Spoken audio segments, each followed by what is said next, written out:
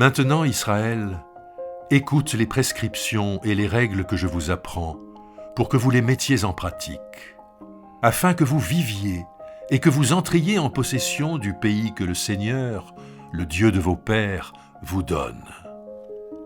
Vous n'ajouterez rien à la parole que j'institue pour vous, et vous n'en retrancherez rien.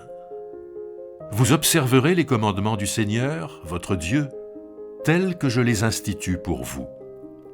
Vos yeux ont vu ce que le Seigneur a fait à Baal-Péor. Le Seigneur, ton Dieu, a détruit de ton sein tout homme qui avait suivi le Baal de Péor. Mais vous qui vous êtes attachés au Seigneur, votre Dieu, vous êtes tous vivants aujourd'hui. Regardez, je vous ai appris des prescriptions et des règles, comme le Seigneur, mon Dieu, me l'a ordonné, afin que vous les mettiez en pratique dans le pays où vous entrez pour en prendre possession. Vous les observerez et vous les mettrez en pratique. Ce sera là votre sagesse et votre intelligence aux yeux des peuples qui entendront parler de toutes ces prescriptions. Ils diront « Cette grande nation est vraiment un peuple sage et intelligent. » Quelle est donc la grande nation qui aurait des dieux aussi proches d'elle que le Seigneur Yahvé, notre Dieu, l'est de nous chaque fois que nous l'invoquons? Et quelle est la grande nation qui ait des prescriptions et des règles justes, comme toute cette loi que je place devant vous aujourd'hui?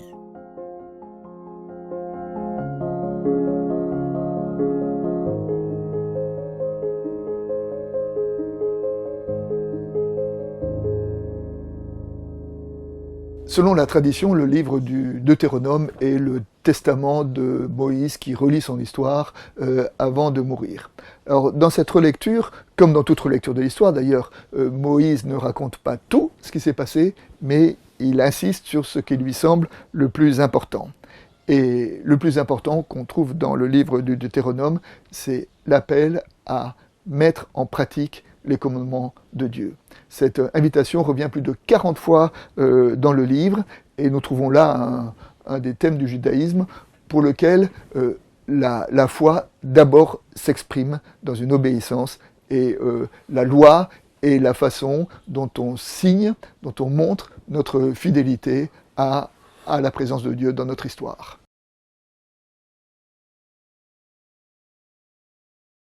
Pour mettre en pratique la loi de Dieu, le passage que nous avons lu dit 3 choses.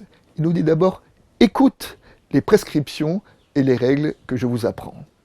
Écoute. Le verbe « écouter » en hébreu, c'est beaucoup plus que « entendre », mais « écoute », c'est intégrer, « écoute », c'est comprendre, « écoute », c'est mettre en pratique. Et nous retrouvons là l'anthropologie du Premier Testament en disant que c'est en écoutant au sens le plus profond du terme et en mettant en pratique, en vivant la loi, que nous comprenons sa fécondité et que nous comprenons en quoi elle est vraiment une parole de vie. On ne le comprend pas de façon intellectuelle, mais on le comprend en le vivant. Ensuite, Moïse dit « Vous n'ajouterez rien à la parole que je vous donne, et vous n'y retrancherez rien. » Alors, vous n'y retrancherez rien, on comprend bien. C'est contre la dérive qui consiste dans les commandements à choisir ce qui nous plaise et à oublier ce qui nous gêne. Non, il faut obéir à toute la loi. Mais Moïse ajoute, vous n'y ajouterez rien.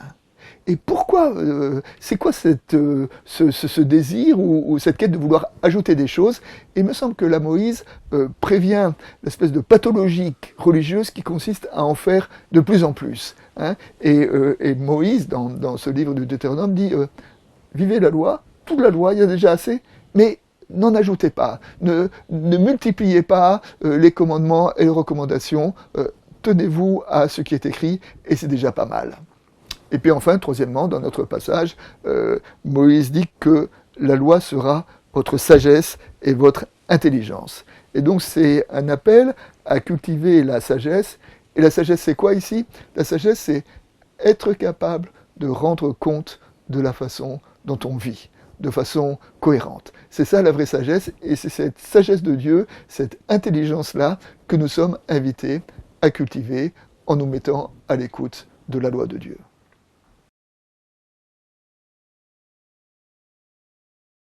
Dans le passage de l'évangile de ce jour, nous voyons Jésus redéfinir les critères de pureté, c'est-à-dire Jésus dire lui quelle est son interprétation de la loi, et notamment à travers ce grand verset qui dit que ce n'est pas ce qui rentre dans le corps de l'homme qui le rend impur, mais c'est ce qui sort de son corps. Jésus invite là à avoir une vraie intelligence, et cette intelligence c'est de savoir quel est le fondement de la loi et comment le mettre en pratique. Jésus s'oppose aux interprétations fallacieuses. Il donne comme exemple ceux qui disent que, par exemple, le soutien que je devais à mes parents, je le donne comme une offrande au temple. Ce qui est une façon de pouvoir me dégager du commandement de soutenir mes parents. Et en cela, Jésus dit que ça c'est une perversion. Enfin, notre intelligence spirituelle nous dit que c'est une perversion.